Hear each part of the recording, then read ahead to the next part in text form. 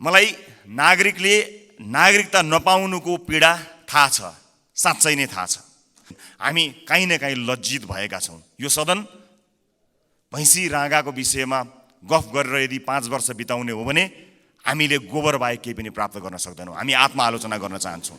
यो बजेटको लेखन एउटा झारा टार्ने काम र एउटा गैर जिम्मेवारी काम भएको अथवा हेलचेक्राइपूर्ण ढङ्गबाट गरिएको हो कि भन्ने आशंका गर्ने प्रशस्त ठाउँहरू रहेको छ। हाम्रा विद्वान अर्थमन्त्रीज्यूलाई विश्वमा इमान्दार, मेहनती र कर्तव्यनिष्ठ भनी पहिचान बनाएका सम्पूर्ण नेपाली आमा बुवा दाजुभाइ तथा दिदीबहिनीहरूको जनप्रतिनिधिको हैसियतले केही प्रश्नहरू राख्न चाहन्छु। माननीय अर्थमन्त्रीज्यूलाई सोध्न चाहन्छु, स्पष्ट पारिदिनु होला कि यसपटकको विकास बजेट डडेलधुरामा कति पार्नु भएको छ, नुवाकोटमा कति पार्नु भएको छ, गोर्खामा कति पार्नु भएको छ?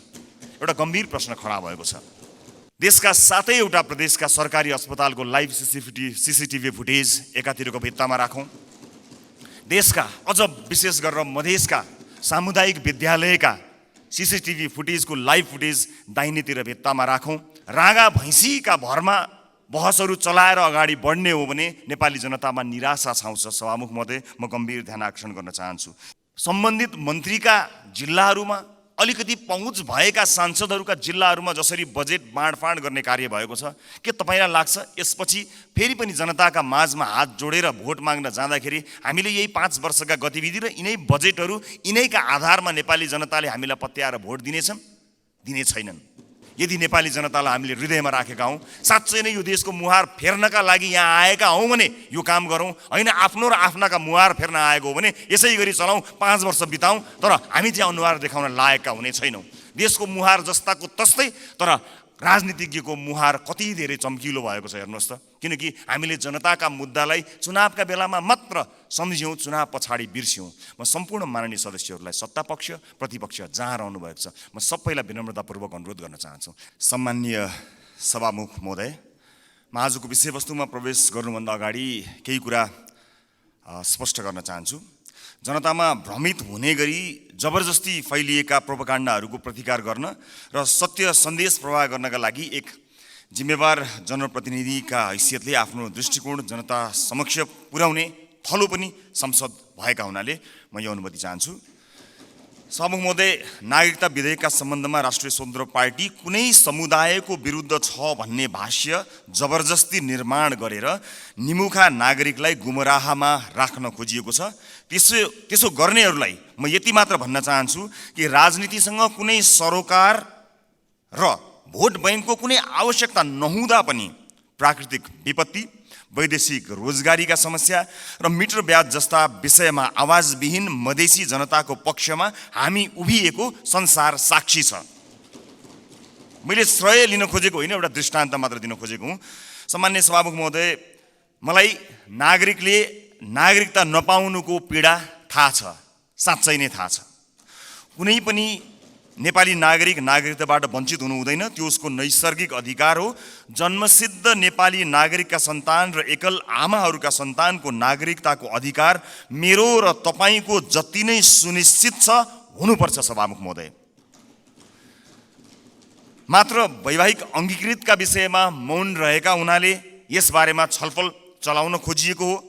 र सम्मानित सभामुख महोदय मार्फत म जानकारी गराउन चाहन्छु, एकल आमाका सन्तानले नागरिकता लिँदा आमाले बाबुको पहिचान नै नखुलेको स्व घोषणा गर्ने व्यवस्था हाम्रा आमा दिदीबहिनीहरूको आत्मसम्मान विपरीत छैन? यो यस्ता प्रश्नहरूको विषयमा पनि सोचौँ भनेको हामीले। विधेयक संसदमा आएको भए हामी छलफल गर्थ्यौँ, स्वामित्व लिन्थ्यौँ, तर जसरी जुन बाटोबाट प्रमाणीकरण भयो जम्मा विपत्ति यतिमा हो। सभामुख महोदय, र यदि सदनमा आएर छलफल हुने भएको भए त्यहाँ भएको विभेदका विषयमा पनि हामी कुराकानी गर्थ्यौँ। महिला र पुरुषलाई जुन विभेद गरिएको छ वैवाहिक अङ्गीकृतका विषयमा, त्यसमा पनि हामी हाम्रो धारणा राख्थ्यौँ र दुधको दुध पानीको पानी थाहा हुन्थ्यो कि यो सदनमा आइसकेपछि को के कुराको पक्षमा छन् या विपक्षमा छन् भन्ने कुरा थाहा हुन्थ्यो। त्यस कारणले यो गलत बाटोबाट गएका हुनाले गलत मानिसको पुतला जलाइएको छ भन्ने कुरा म सम्मानित सदन मार्फत जानकारी गराउन चाहन्छु।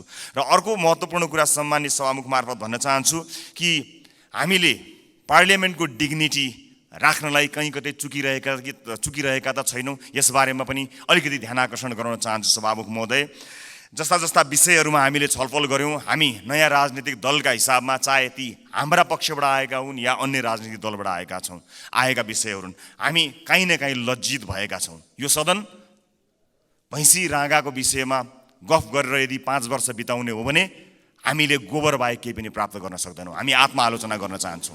हाम्रा दलबाट पनि भएका कमी कमजोरीलाई आत्मआलोचना गर्न चाहन्छौँ र नयाँ राजनीतिक दलका रूपमा हामी एउटा नयाँ अभ्यास लिएर आएका छौँ। हामीले आज बजेटमा कुराकानी गरिरहँदा, राष्ट्रका महत्त्वपूर्ण मुद्दामा कुराकानी गरिरहँदा आम सर्वसाधारणमा संसदबाट गएको सन्देश राम्रो सन्देश गएको छैन। म आफ्नो भागको ब्लेम, आफ्नो भागमा परेको जुन दुःख छ त्यो आफ्नो जिम्मेवार हुन चाहन्छु र आफ्नो राजनीतिक दलका तर्फबाट गत केही दिनहरूमा भएका बहसहरू अलिकति अमर्यादित भएकोमा क्षमा याचना पनि गर्न चाहन्छु। अहिले म बजेटमा केन्द्रित भई केही कुराहरू राख्न चाहन्छु। सामान्य सभामुख महोदय, एउटा उदाहरण मात्र यहाँ प्रस्तुत गर्न चाहन्छु। मान्नुहोस् कुनै एउटा परिवार छ, त्यो परिवारका 4 सदस्यले कमाउँछन्। एकजना सरकारी जागिरे छ भन्ठान्नुहोस्, एकजना कृषि कार्य गर्छ, एउटा खुद्रा पसल चलाउँछ, अर्को एउटा वैदेशिक रोजगारीमा जान्छ। त्यस परिवारको घरमूलीले आउने वर्ष हाम्रो प्रत्येक सदस्यको आम्दानी एउटा 5% भनौँ न, 5%ले बढ्छ भनेर हिसाब देखायो भने कसरी पत्याउने? घरमूलीले हिसाब देखाए जस्तो सबैको आम्दानीको वृद्धि दर एउटै कसरी हुनसक्छ सभामुख महोदय? जस्तै सरकारले दिने पारिश्रमिकको कुरा, त्यसको वृद्धि दर सरकारले निर्धारण गर्छ। व्यापारबाट हुने आम्दानीको त्यसको चाहिँ बजारको व्यवस्थापनले निर्धारण गर्छ। वैदेशिक रोजगारीमा हुने कुरा रोजगारदातामा भर पर्छ, श्रमको माग अनुसार भर पर्छ, ती देशको नीतिले निर्धारण गर्छ। कृषिबाट हुने आम्दानी, उत्पादनको अवस्था, बिक्री मूल्यहरूले निर्धारण गर्छन्। मैले दृष्टान्त दिएको घरमूलीको त्यो 5% को बेसुरा अनुमानको उदाहरण हाम्रो अर्थमन्त्रीज्यूको अनुमानसँग ठ्याक्कै मिल्छ कि भन्ने मलाई लागेको छ। यो बजेटमा माननीय अर्थमन्त्रीज्यूले चालु आर्थिक वर्षको जम्मा राजस्वको संशोधित अनुमानभन्दा आगामी आर्थिक वर्ष चाहिँ 24.37%ले राजस्वको वृद्धि हुने अनुमान गर्नुभएको छ। यो अङ्क याद गर्नुहोला माननीय सदस्यहरू, 24.37। यस बजेटमा माननीय अर्थमन्त्रीज्यूले राजस्वका 90 वटा शीर्षकहरूमध्ये 68 वटा शीर्षकहरूबाट प्राप्त हुने राजस्वको मूल्य दर 24.37% नै हुन्छ भन्ने अनुमान गर्नुभएको छ। साथै राजस्वका मुख्य आधारहरू जस्तै कर, गैर करको दुवैको वृद्धि दर पनि 24.37% अनुमान गर्नुभएको छ। त्यसै गरी करका स्रोतहरूमा आय, मुनाफा तथा पुँजीगत लाभमा लाग्ने कर, वस्तु तथा सेवामा आधारित कर र वैदेशिक व्यापारमा लाग्ने कर सबैको वृद्धि दर 24.37% हुन्छ भन्ने अनुमान गर्नुभएको छ। सामान्य सभामुख महोदय, होलसेलमा गरिएको यस्तो अनुमानबाट यो पुष्टि हुन्छ कि यो बजेटको लेखन एउटा झारा टार्ने काम र एउटा गैर जिम्मेवारी काम भएको अथवा हेलचेक्राइपूर्ण ढङ्गबाट गरिएको हो कि भन्ने आशंका गर्ने प्रशस्त ठाउँहरू रहेको छ। सभामुख महोदय, मैले नेपालको विगत केही वर्षको राजस्व, कर र गैर करका वृद्धि दर पनि हेरेको छु, जसमा कुनै पनि वर्ष हाम्रो राजस्वको वृद्धि दर, करको वृद्धि दर र गैर करको वृद्धि दर समान छँदै छैन। चालु आर्थिक वर्षमा लक्ष्य अनुसार राजस्व सङ्कलन हुन नसक्दाको परिणाम स्थानीय तहमा हस्तान्तरण हुने समानीकरण अनुदानको 50% कटौती गर्ने अवस्थामा सरकार पुगेको सर्वविदितै छ। यस्तो हचुवाको भरमा प्रक्षेपण गरिएको राजस्वमा आधारित आगामी वर्षको बजेटले हामीलाई, यो मुलुकलाई कहाँ पुर्याउने हो? ठुलो प्रश्न खडा भएको छ। राष्ट्रको ढुकुटीमा सङ्कलन हुने अनुमान हचुवाको भरमा भएको बजेटमा आधारित खर्चका कार्यक्रमहरू कसरी विश्वासिला हुन सक्छन्? सभामुख महोदय, मेरा पार्टीका मान्य सदस्यहरूले बजेटका कार्यक्रमको बारेमा पनि आफ्नो मन्तव्य राखिरहँदा हाम्रो पार्टीको धारणा पनि राख्नुभएकै छ र म पुनः दोहोऱ्याउँदै यो गरिमामय सदनको समय बर्बाद गर्नतिर लाग्दिनँ। तसर्थ सम्माननीय सभामुख महोदय मार्फत हाम्रा विद्वान अर्थमन्त्रीज्यूलाई विश्वमा इमान्दार, मेहनती र कर्तव्यनिष्ठ भनी पहिचान बनाएका सम्पूर्ण नेपाली आमा बुवा दाजुभाइ तथा दिदीबहिनीहरूको जनप्रतिनिधिको हैसियतले केही प्रश्नहरू राख्न चाहन्छु। 1, कर र गैर करलाई प्रभाव पार्ने विषयवस्तु र क्षेत्र फरक हुन्छन् भने एउटै दरमा वृद्धि कसरी सम्भव हुन्छ? 2, कुल राजस्व र कर वृद्धिको दर एउटै कसरी हुन्छ? 3, कुल राजस्व र गैर करको वृद्धि एउटै कसरी हुन्छ? 4, अझै उदेक लाग्दो चाहिँ कर र गैर कर जसको आधार र प्रकृति बिल्कुल भिन्न हुन्छ, यिनीहरूको वृद्धि दर कसरी एउटै हुन्छ? मेरो प्रश्न। 5, करका विभिन्न स्रोतहरूको वृद्धि दर फेरि एउटै कसरी हुन्छ? 6, राजस्वका 90 शीर्षकहरूमध्ये 68 वटा शीर्षकहरूबाट प्राप्त हुने राजस्वको वृद्धि दर एउटै कसरी हुन्छ? यी प्रश्नहरूले यस्तो हचुवाको भरमा प्रक्षेपित राजस्वको आधारमा खर्च गर्न बजेटमा प्रस्ताव गरिएका विभिन्न कार्यक्रमहरूको बारेमा छलफल र टीका टिप्पणी गर्नुको कुनै औचित्य छ कि छैन भन्ने कुरा खडा गरेको छ सभामुख महोदय। झोलामा कति पैसा आउँछ भन्ने हचुवाका भरमा गरिएको अनुमानबाट गरिने खर्चका बारेमा छलफल गरेर गरिब जनताबाट सङ्कलन गरिएको राजस्व दुरुपयोग गर्नु कति उपयुक्त हुन्छ, यो पनि एउटा प्रश्न भएको छ। सम्मानित सभामुख महोदय, अर्थमन्त्रीज्यूले भर्खरै उठाएका प्रश्नहरूका सम्बन्धमा नेपाली जनतालाई स्पष्ट पार्नुहुनेछ भन्ने मैले आशा लिएको छु। यदि यसको स्पष्ट र विश्वास लाग्दो आधार नेपाली जनता सामु आएन भने सत्ता पक्षका माननीय सांसदहरूले यो बजेटलाई कुन नैतिकताले पास गर्नुहुन्छ होला, मैले गम्भीर प्रश्न खडा गरेको छु। सम्मानित सभामुख महोदय, राष्ट्रिय स्वतन्त्र पार्टी यो सदनमा उपस्थित भइसकेको छ। विगतमा जे भए पनि अब त्यसरी नचलोस्। माननीय अर्थमन्त्रीज्यूले मैले उठाएका प्रश्नहरूको विश्वासिलो आधारसहितको भरपर्दो जवाफ दिनु सक्नु भएन भने मलाई आशा छ उहाँ राजस्व अनुमानमा संशोधित प्रस्ताव लिएर आउनुहुनेछ। हामी सृजनात्मक र रचनात्मक प्रतिपक्षको भूमिका निर्वाह गर्दै उहाँको संशोधित बजेटलाई पारित गराउन फेरि अग्रणी भूमिका निर्वाह गर्नेछौँ। सभामुख महोदय, सचेत नेपाली जनताहरूले हेरिरहेका छन्। बहुमतको आधारमा यस्तो हचुवाको भरमा अनुमान गरिएको राजस्वमा आधारित बजेटलाई पास गरेर अघि जाने हो भने यसको जिम्मेवारी पास गर्नुहुने सम्पूर्ण माननीयज्यूहरूले लिनुपर्नेछ। गल्ती हुन सक्छन्, त्यसलाई सच्याएर अघि बढ्नु इमान्दारिता र महानता हो। भएको गल्तीलाई सच्याउन सत्तापक्ष र प्रतिपक्ष नभई हामी कुनै अर्को पक्ष भइराख्नु पर्ने छैन, एकै ठाउँमा उभिन सकिन्छ। यो राष्ट्रले जित्ने कुरा भएको हुनाले परम्पराको नाममा बहुमतले पेलेर जाने मनस्थिति बनाइयो भने त्यसको परिणाम अवश्य पनि यो देशले भोग्नुपर्नेछ, सत्ता पक्ष या विपक्षले भोग्नुपर्ने छैन। त्यसैले मान्य सदस्यहरूले तथ्यमा आधारित भएर आफ्ना विवेक प्रयोग गर्नुहुनेछ भन्ने कुरामा मैले आशा राखेको छु र एउटा आशंका उब्जिएको छ। म सभामुख मार्फत माननीय अर्थमन्त्रीज्यूलाई सोध्न चाहन्छु, स्पष्ट पारिदिनु होला कि यसपटकको विकास बजेट डडेलधुरामा कति पार्नु भएको छ, नुवाकोटमा कति पार्नु भएको छ, गोर्खामा कति पार्नु भएको छ? एउटा गम्भीर प्रश्न खडा भएको छ। सुनिए अनुसार र केही डाटाहरू सार्वजनिक भए भन्दा अगाडि यसको तथ्य जाँच गर्नु अगाडिको आशंकाको प्रश्न हो मेरो।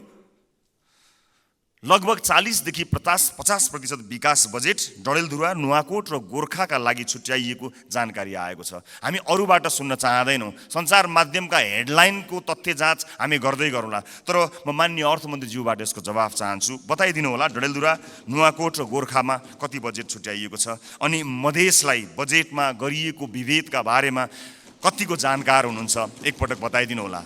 सम्मानित सदनमा स्क्रिनहरूमा हामी बोलेको आवाज राखिएको छ। हामीले बजेटमा कुराकानी गरिरहँदा यो देशको भविष्य निर्माण गर्छौँ भनेर हामीले ब्यालेटको बाटो हुँदै यही सदन छिरेर परिवर्तन गरेरै छाड्छौँ भनेर प्रतिबद्धता गरेर आइरहँदा सदनमा भइरहने बहसहरूले यतिखेर सरकारी अस्पतालहरूमा भएको अवस्था हामीले सम्बोधन गर्न सकेका छौँ। म त भन्छु सम्मानित सभामुख महोदय, यो सदनमा 5 वर्षसम्म आजबाटै देशका 7वटा प्रदेशका सरकारी अस्पतालको लाइभ सीसीटीभी फुटेज एकातिरको भित्तामा राखौँ।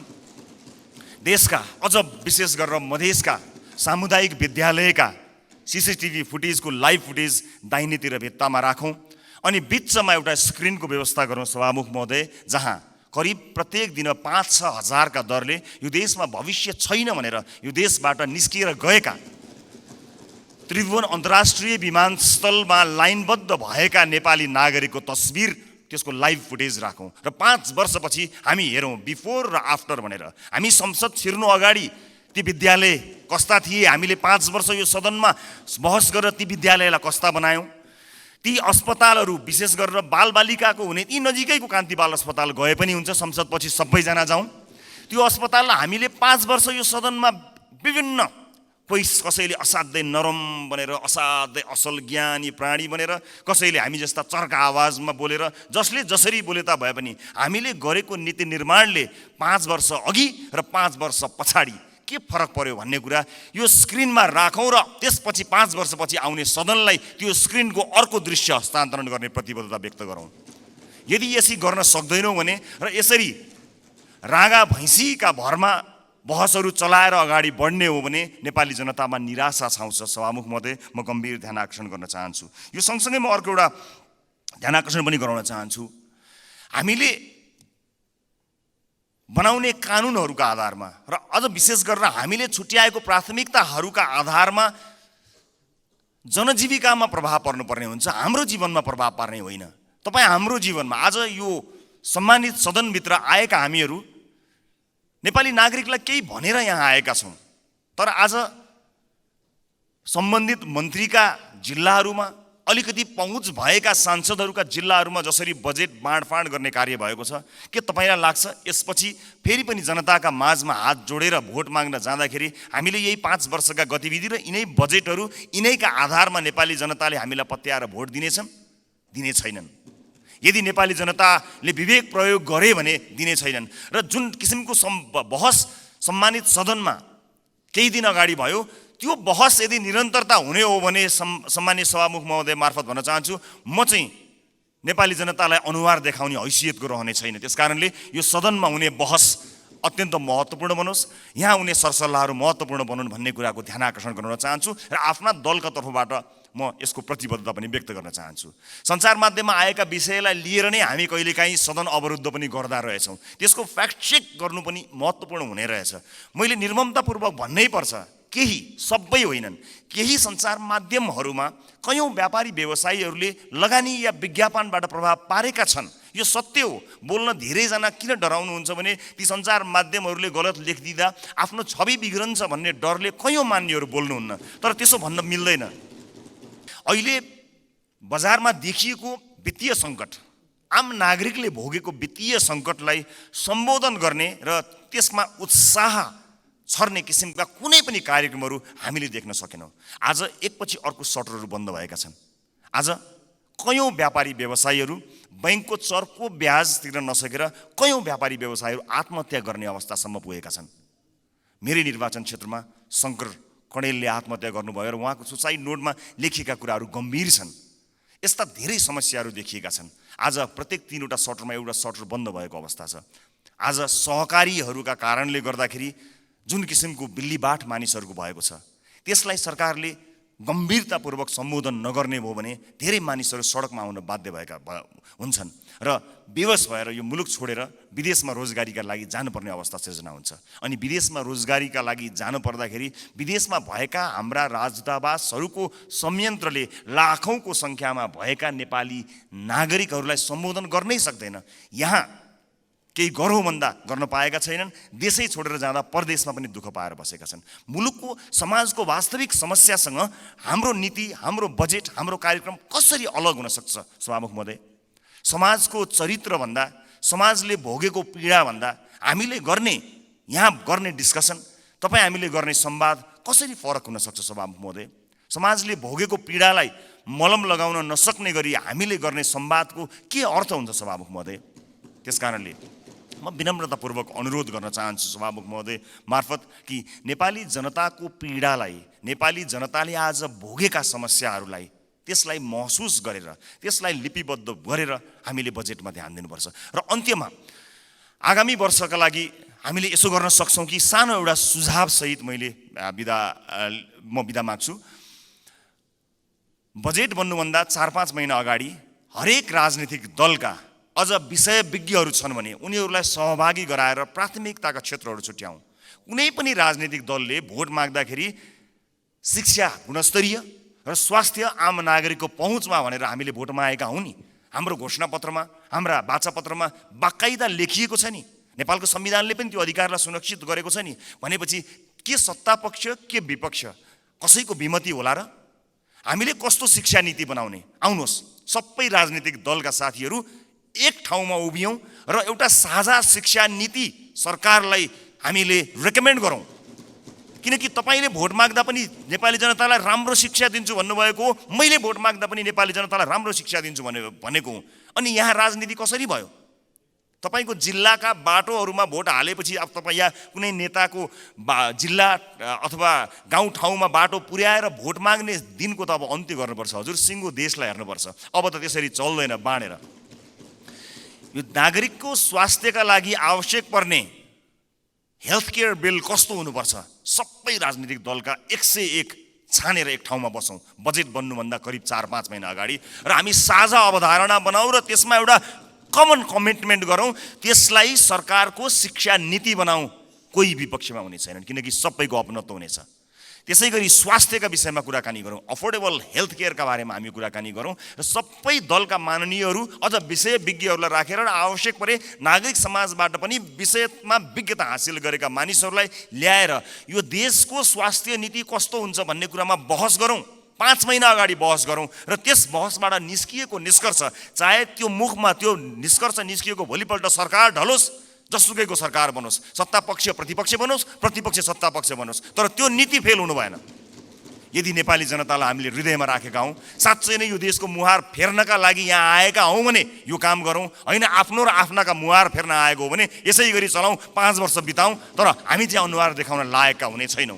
देशको मुहार जस्ताको तस्तै, तर राजनीतिज्ञको मुहार कति धेरै चम्किलो भएको छ हेर्नुहोस् त। किनकि हामीले जनताका मुद्दालाई चुनावका बेलामा मात्र सम्झ्यौँ, चुनाव पछाडि बिर्स्यौँ। म सम्पूर्ण माननीय सदस्यहरूलाई, सत्तापक्ष प्रतिपक्ष जहाँ रहनु भएको छ, म सबैलाई विनम्रतापूर्वक अनुरोध गर्न चाहन्छु। नागरिकता विधेयकमा पनि हामीले भन्न खोजेको त्यही हो, ओनरसिप यहाँ छलफल हुन पाएको भए सम्भवतः त्यसमा भएका बुँदाहरूमा अथवा छुटेका विषयहरूमा छलफल गर्न सकिन्थ्यो। यहाँ भएका कुनै पनि दलका मान्य सदस्यहरूले नेपाली नागरिकले नागरिकताबाट वञ्चित हुनु परोस् भन्ने कुरामा मत हाल्नै सक्नुहुन्न। कसले सक्नुहुन्छ र?